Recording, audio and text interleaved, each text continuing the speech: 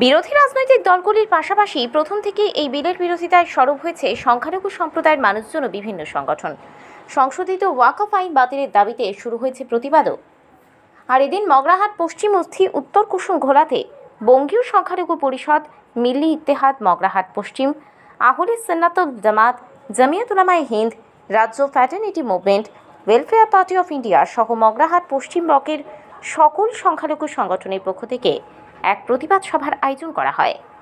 এখানে উপস্থিত ছিলেন ইন্ডিয়ান জাস্টিস ফোরামের চেয়ারম্যান ও অ্যাডভোকেট আশফাক আহমেদ, কলকাতা হাইকোর্টের অধ্যাপক ডক্টর জাহান আলী পুরকাই, সাধারণ সম্পাদক বঙ্গীয় সংখ্যালঘু পরিষদ রাজ্য ফ্র্যাটার্নিটি মুভমেন্টের সভাপতি Manowar Hossain, welfare party of ইন্ডিয়ার জেলা সভাপতি শেখ মুজাফফর, ফরিদুল হক সর্দার, ব্লক নাজিম জামায়াত ই হিন্দ, নূরনবী সর্দার নবনিযুক্ত জেলা সহসভাপতি ওয়েলফেয়ার পার্টি অফ ইন্ডিয়া, বঙ্গীয় সংখ্যালঘু পরিষদের সহসভাপতি শিক্ষক আব্দুর রৌফ ও মাওলানা আবুল কালাম, হাসানুজ্জামান হালদার, হাট পুরনো মসজিদের ইমাম, প্রাক্তন পুলিশকর্মী রেজাউল ইসলাম, উত্তর কুসুম ছোটপাড়া দিনিয়াত মুদাজ্জমের প্রধান শিক্ষক মৌলানা নূর আলম।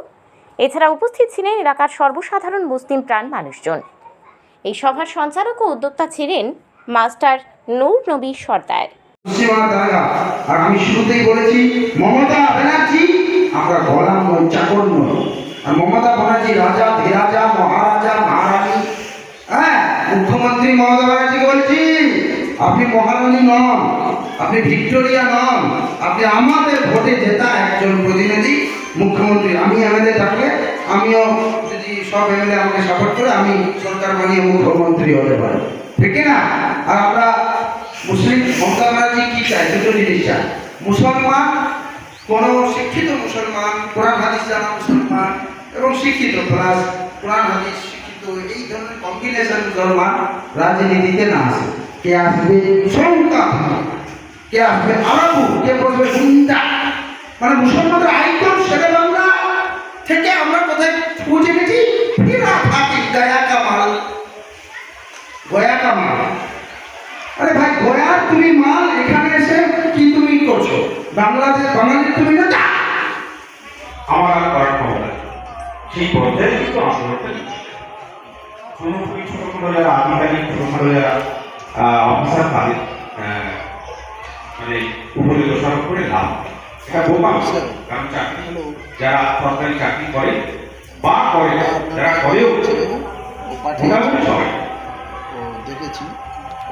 আপনি লক্ষ্য করবেন